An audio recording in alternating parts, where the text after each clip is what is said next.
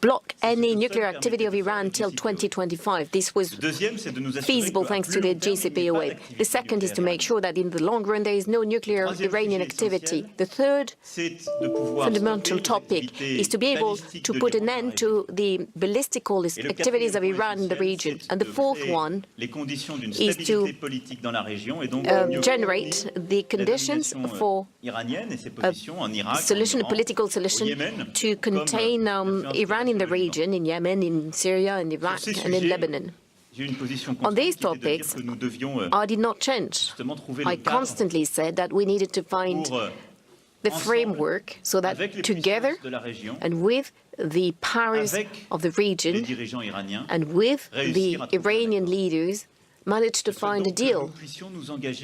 I therefore would like us to commit to that effect in the weeks and months to come. This is the only way to bring about stability.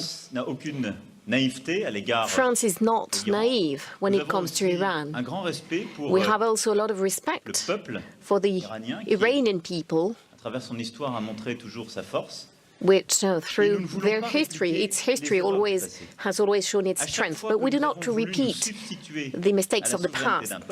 Each time we tried to unilaterally replace the sovereignty of a people, we've brought about some more terror. But for our allies, we want sustainable stability. And I believe that the discussions we've had together make it possible to open the way, to pave the way for a new agreement, an agreement on which we will work. And beyond our European partners, we would like to involve the regional powers. And of course, Russia and Turkey. It is also within this framework, as a matter of fact, that together, in the long run, we can find a solution to the Syrian situation. In Syria, we are together engaged within the international coalition against Daesh and the terrorists, and we will continue to act till the end within this framework until victory. That being said, in the long run, we need to win peace and make sure that Syria does not fall into any hegemony in the region. So to that effect, the approach which is agreed means that we can work and work on all of the situation, the whole of the situation in the region. And with these efforts, to contain Iran in the region. We will continue to work to that effect within the UN Security Council to make sure that humanitarian law, the prohibition of chemical weapons are fully complied with, and we will continue to shoulder our responsibilities to that effect. But we will also work with our partners in building a sustainable political solution, an inclusive one that will prevent any hegemony and, once again, will prevent feeding terrorism in the future. We also talked about the climate, and here also we know where we stand. France will continue to work on major pieces, including the Global Compact for the environment, but I think I can say that our economic, our businesses, our researchers can continue to work on concrete solutions in the field, and we are both attached to that. Now on trade, like you mentioned it, and I hear what you said when you call upon fair and equitable trade. When we look at international trade today, we have some common challenges. There are some overcapacities in a number of sectors which are well known, and we shall work together to make sure that this does not destabilize our markets or brings about some unfair competition. But I believe we can say that we are both attached to make sure that between allies there is compliance with international trade law. At least France is attached to that. We have preferences. There are situations we can probably improve. But I believe that both you and I are also attached, want to make sure that our businesses, our companies can operate in a long, a sustainable and stable framework. Mr. President, I meant to mention these few points which you commented as well, and allow me to say once again that the discussions we've had today, the ones we will have tomorrow, are fed not only by the strength of our historical bonds, but also by a sincere friendship, which I believe we share. So thank you once again, Mr. President, Madam, for this extremely warm welcome, for these 3 days spent with you. And thank you as well for being there to meet the challenges which are important for the United States of America, for France, and for Europe, and important for our peoples. Thank you. Thank you. Thank you. I like him a lot. First of all, I want to thank our Vice President and Karen for being here. Thank you very much. Appreciate it. No, we had a wonderful conference today, and I think especially the one-on-one in the Oval Office, we covered a lot of territory having to do with trade, having to do with Iran, and various other subjects. So I think a lot of good things are going to come out of our meeting, and I appreciate you being here. And we'll take a couple of questions. How about Jeff Mason from Reuters? Jeff? Yeah, Thank Jeff. you, Mr. President. Hi, Jeff. Hi there. After your discussions today with President Macron, what is your thinking about a timeline for bringing U.S. troops out of Syria?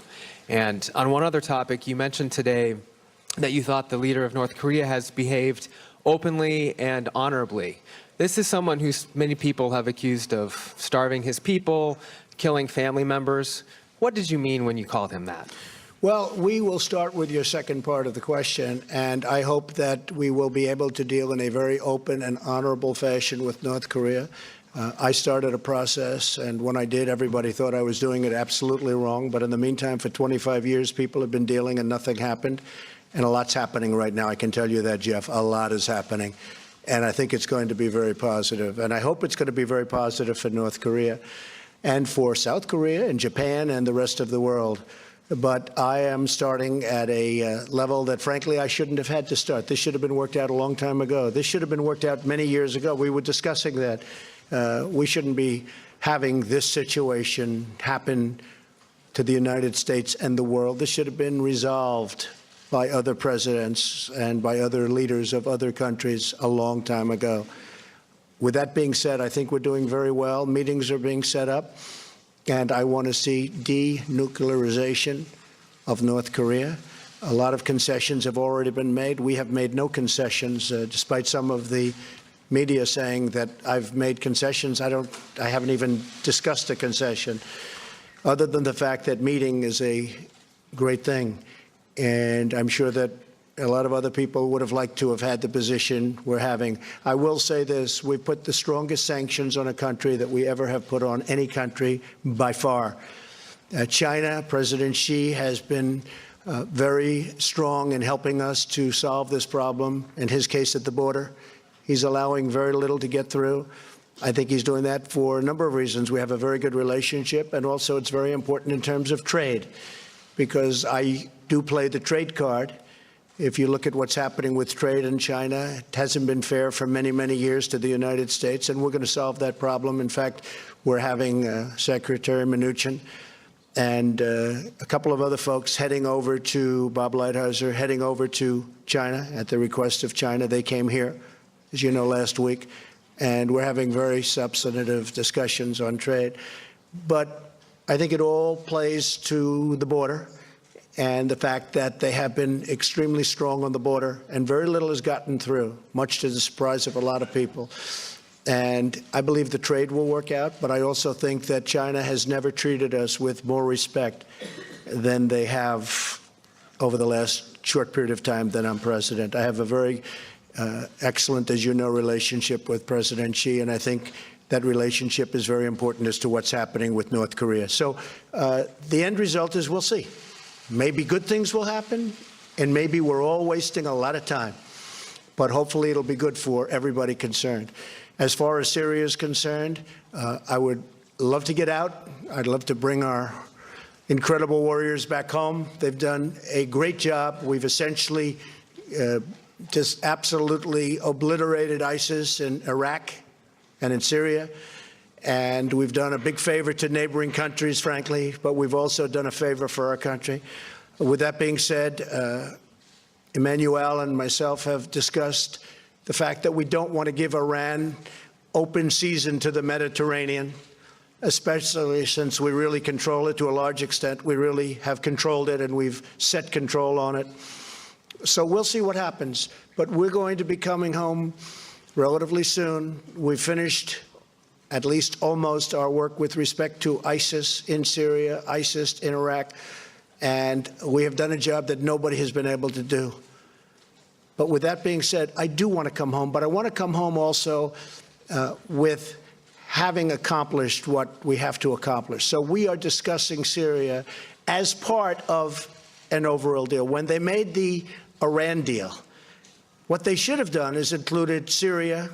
When I say should have, before giving them Iran $150 billion and $1.8 billion in cash, $1.8 million in cash. If you think about this, before giving this kind of tremendous money, okay, $150 billion and $1.8 billion in cash, in barrels, I hear it was taken out, and in boxes it was taken out, cash. They should have made a deal that covered Yemen, that covered Syria, that covered other parts of the Middle East where Iraq is involved, where Iran is involved. They didn't do that. So we want to come home. We'll be coming home, but we want to have a very, very strong, we want to leave a strong and lasting footprint, and that was a very big part of our discussion. Okay? Thank you. Just a follow-up, if I may, sir. On North Korea, you said you believe in complete denuclearization. What does that mean exactly? It means they get rid of their nukes. Very simple. They get rid of their nukes, and nobody else would say it. It'd be very easy for me to make a simple deal and claim victory. I don't want to do that. I want them to get rid of their nukes. And for President Macron, the president referred earlier in your meetings in the cabinet room to a potential deal between the two of you on Iran. Can you give us a sense of what that might be? And are you confident that you'll have assurances from President Trump that the European Union will be excluded from tariffs on steel and aluminum? Look, as for the second question, is it the president to answer? But I just want here on the trade issue to be very clear. When you look at the trade issue between our two countries, they are balanced. There is no unbalanced relationship. Second, we are following and respecting the WTO rules because we are the one who contributed to the creation of WTO, and we think it makes sense to respect the rule you decided to create. In general, in life, that's a good method. Third, because I do believe that we have a very first issue on trade, which is overcapacities in steel and aluminum. It doesn't come from Europe, and not even from France. And it's good to work together when you are allies, and especially when you work so closely together on security issue like Iran and Syria. So I'm confident about the future of the trade relationship, as I think it's part of a broader picture where our interests are totally aligned. As for the Iranian situation, and I think I detailed in my introduction, for me, the key pillars of this new approach we want to adopt. And it's exactly what President Trump said. We have nuclear on the short run. We have nuclear on the long run. We have ballistic activity. We have regional presence of Iran. We want to fix the situation for these four pillars. Syria is part of the fourth one. And what we have to work on, obviously with Iran and the different parties in the region, the P5 and our allies, is to find a fair deal where we can fix the overall situation. This is the only way to preserve sovereignty in the region and to build peace on the very long run. Otherwise, we will have to come back in the region because of new terrorist groups, for sure. And I'm very happy about the discussion we had together, because we raised very new issues and very new solutions together. and especially the fact that the Syrian crisis and the Syrian situation should be part of this broader picture. And the fact that we are here, and we are today in Syria, together as the international coalition against ISIS, but tomorrow we will have to find a way to fix the situation from a political point of view, not automatically from a military point of view, which means to set up a series of agreements, part of this big deal, in order to be sure that Syria tomorrow will be a sovereign country with inclusiveness and free people in a situation to decide for the future. This is very important, and that's our duty. And I think we will have a great shot at doing a much bigger, maybe deal, maybe not deal. We're going to find out, but we'll know fairly soon. Mr. President? Une question de la presse A question française. from the French press. Bonjour, Laurence Benamou, Agence France Presse pour A la question presse from française. Agence À France votre arrivée, Presse on Monsieur le behalf of the Président, French press. vous disiez As qu'il n'y you avait pas de plan arrived, B, Mr. President, you were saying that there was no plan B, that Maintenant, vous annoncez un the nouvel accord qui doit être négocié. Iran deal was to be preserved. Now you're talking about a new deal with Iran. Why did you change your mind? Did you join the strong approach suggested by President Trump? Is it because you could not convince him? And in addition, do you think the other... When I say there is no plan B, I usually refer to the fact that there is no B planet. It was about climate rather than Iran. Now, regarding Iran, I've always been coherent, and you can go back to what I said at the UN General Assembly in September. I always said that there was the JCPOA, but we needed to add 3 pillars, post-2025, the ballistic issue and the regional influence. I do not know what President Trump will decide regarding the JCPOA, and it is his responsibility. The JCPOA is the first pillar of this framework I just described. So I'm not saying that we're moving from one deal to another. I'm saying it is one aspect of the problem. I've never been as critical of the JCPOA as President Trump has, because I believe that we can usefully add to it. But no matter the decision that President Trump will take, I would like us to work as from now on a new deal with 4 pillars, including what is already covered by the JCPOA, that is ongoing nuclear, the current nuclear activities, the long-run nuclear activities, the ballistic activities, and the regional influence. So this is constant. But over the past few weeks, and in particular today, we've been able to go and to very much talk in details about this topic, including the situation in the region. And I believe that we've converged on a common reading of what is happening in Syria, in Yemen, in Iraq in particular, and on the fact that the nuclear issue is not the only one. That indeed there is a problem with the ballistical activity of Iran and their presence in a number of countries in the region, and that our willingness was indeed to set the conditions for the stability of the region.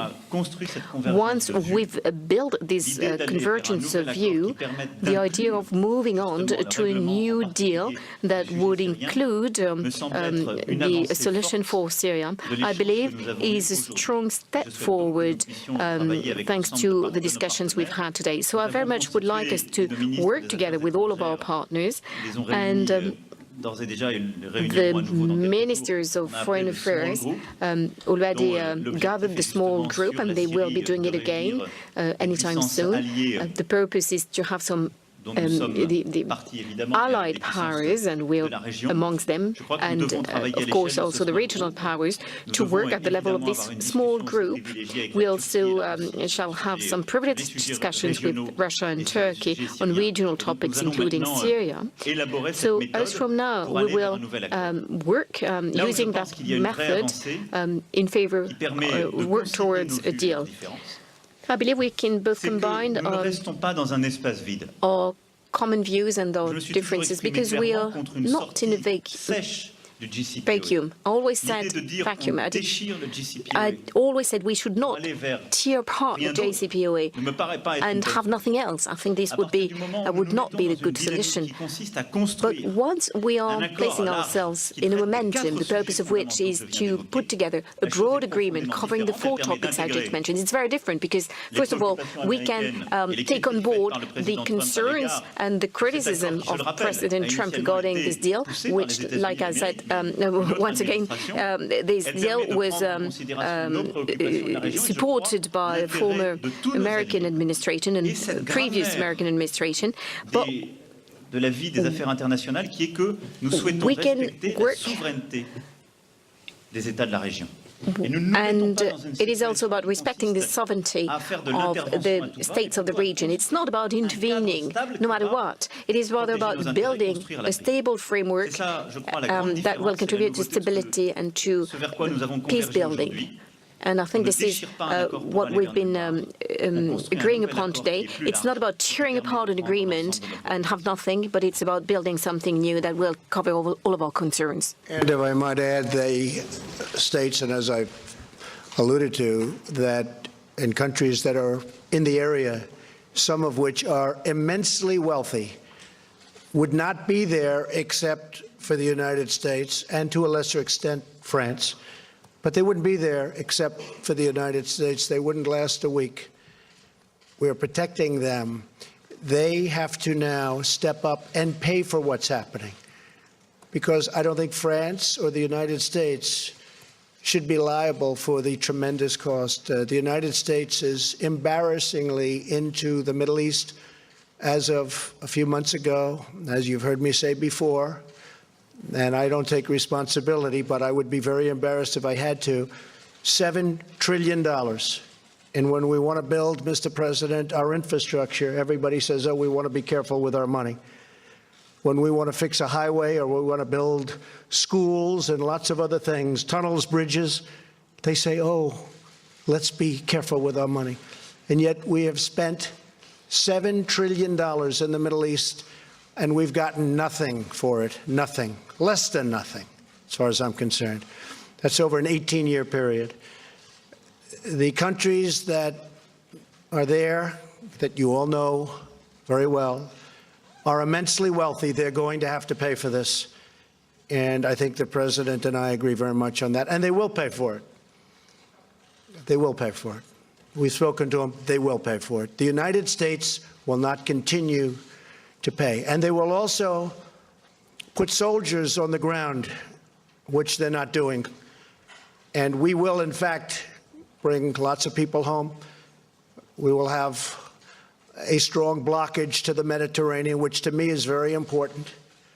Because if we don't, you have Iran going right to the Mediterranean. Not going to have that. But there is a chance, and nobody knows what I'm going to do on the 12th, although, Mr. President, you have a pretty good idea. But we'll see. But we'll see also if I do what some people expect, whether or not it will be possible to do a new deal with solid foundations, because this is a deal with decayed foundations. It's a bad deal. It's a bad structure. It's falling down. Should have never, ever been made. I blame Congress. I blame a lot of people for it. But it should have never been made. And we're going to see what happens on the 12th. But I will say, if Iran threatens us in any way, they will pay a price like few countries have ever paid. Okay? Yes, John, please. John Roberts of Fox. Thank you, Mr. President. I have a question for President Macron as well, but if I could to you, sir, first. Your nominee to run the Veterans Affairs Administration, Dr. Ronnie Jackson, has run into some serious political headwinds on Capitol Hill with some serious allegations being leveled at him. I'm wondering what you know of those allegations, and do you intend to stand behind him? Well, I haven't heard of the particular allegations, but I will tell you he's one of the finest people that I have met. And I think, speaking for Melania also, He's been the doctor for President Obama, I believe for President Bush, for me. I've gotten to know him pretty well. He's a great doctor. And it was a suggestion. Now, I know there's an experience problem because lack of experience, but there's an experience problem. The Veterans Administration is very important to me. We've done a great job with it, as you know, with the Accountability Act and many other things. Now we're working on choice. It's going to happen. We're going to take great care of our veterans. That's a very, very important thing. And we've done a great job. But I told Admiral Jackson just a little while ago, I said, what do you need this for? This is a vicious group of people that malign, and they do, and I lived through it. We all lived through it. You people are getting record ratings because of it, so congratulations. But I said, what do you need it for? He's an admiral. He's a great leader, and they question him about every little thing. As you know, with the success of what will hopefully soon be Secretary of State Pompeo, everybody was very surprised. I heard 10 minutes before the vote yesterday on committee that he will not be approved at committee, which would be the first time in many, many decades that something like that would have happened with regard to a Secretary of State. Except I spoke to Rand Paul, and Rand Paul has really never let me down. Rand Paul is a good man. And I knew things that nobody else knew. And Rand Paul said, I'm going to change my vote. And he voted, and everybody was surprised. And he actually got an 11-9 vote, because as you know, Johnny Isaacson vote counts if it isn't the deciding vote. So it was actually 11-9 with, I believe, there was one vote. What would you call that, John? A present vote. Not present. No, present. Oh, it's called present. Okay. So it was 11-9, and that was a terrific thing. But they failed to stop him. So now they say, who's next? Who's next? And this person, Admiral Jackson, Dr. Jackson, is a wonderful man. I said to him, what do you need it for?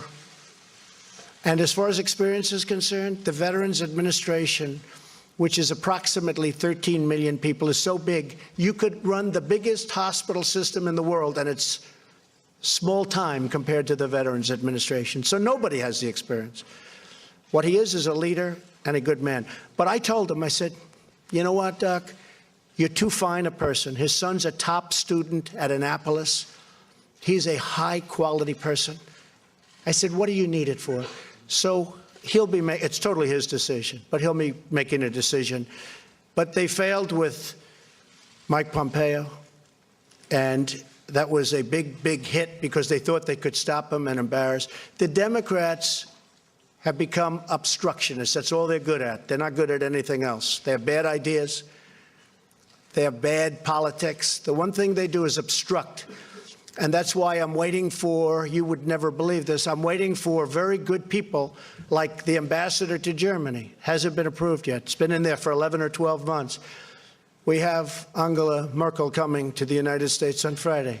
We still don't have our ambassador approved. And at this rate, and many of the papers checked it out yesterday, and they actually said I was right. But it would be 9 years before these people are approved. We have hundreds of people in waiting to be approved, and the Democrats are taking 30 hours per person. They're taking the maximum time. They are obstructionists. That's very bad for our country. I said to Dr. Jackson, what do you need it for? So we'll see what happens. I don't want to put a man through who's not a political person. I don't want to put a man through a process like this. It's too ugly and too disgusting. So we'll see what happens. He'll make a decision. So are you saying, Mr. President, that you will stand behind him? I would definitely stand behind him. He's a fine man. I'll always stand behind him. I'd let it be his choice. But here's a man who has just been an extraordinary person. His family, extraordinary success, great doctor, great everything. And he has to listen to the abuse that he has to. I wouldn't, if I were him. Actually, in many ways, I'd love to be him. But the fact is, I wouldn't do it. I wouldn't do it. What does he need it for?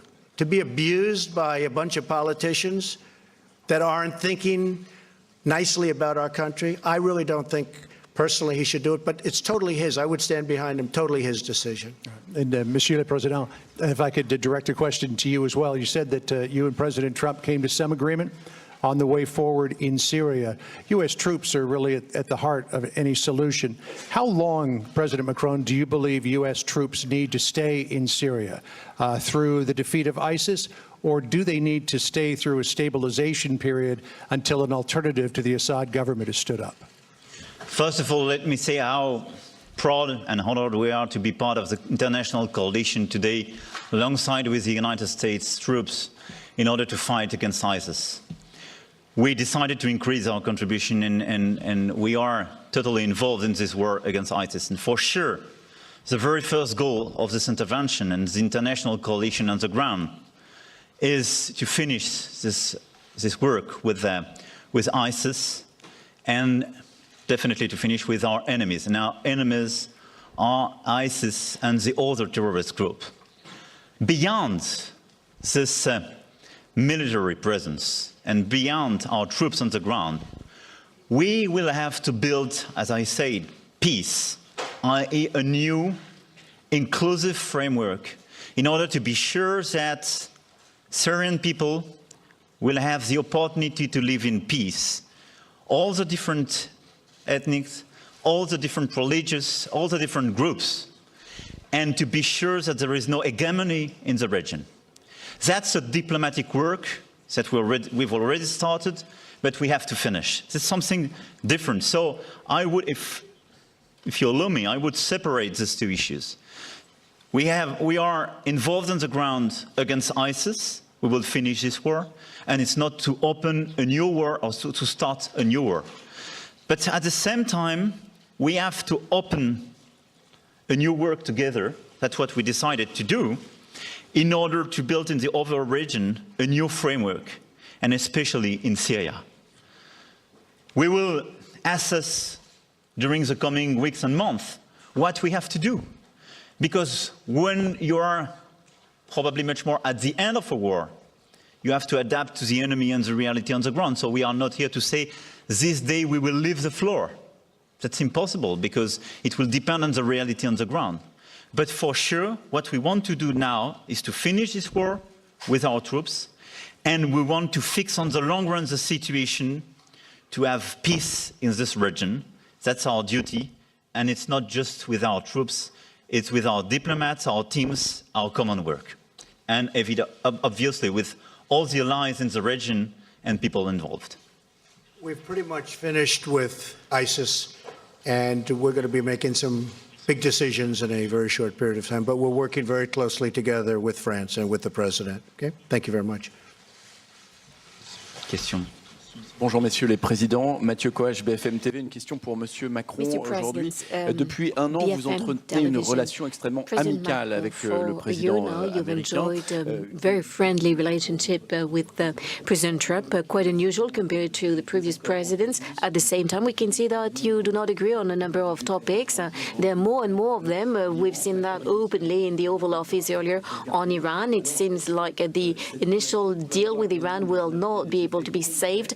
So what about this relationship? Can it have some concrete impact on France? Can it be beneficial to France and to Europe? You talked about reciprocal interest. Is that really the case today? Oui, totalement. D'abord, je crois que si Yes, definitely. I believe the reason why we enjoy this relationship is because of the relationship between our two countries. Indeed, we have a different background, but it is maybe because we both are not politicians or typical politicians. And none of us easily change one's mind. And I think that if you listen to this press conference and watch this, you will have the answer to your question. Regarding Iran, we have a disagreement regarding the JCPOA, but I think we're overcoming it by deciding to work towards a deal, an overall deal that will enable us to deal with the issue of nuclear issue, but also treat it together with another 3 issues which were not being dealt with so far. So, should the decision, we've spent more than an hour just the two of us. And had the conclusions been that the United States of America would walk away from the JCPOA and France would not move, then our friendship would be wasted. But it is about making sure that we're each taking into account the position and the interests of our reciprocal countries.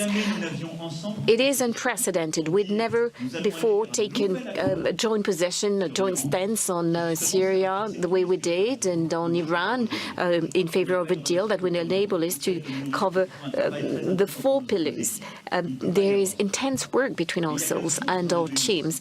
Otherwise, we would not be in a position to do as much.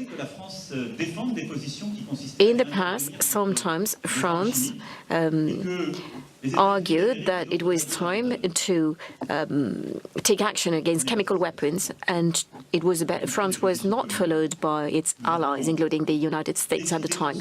It is not what happened this time.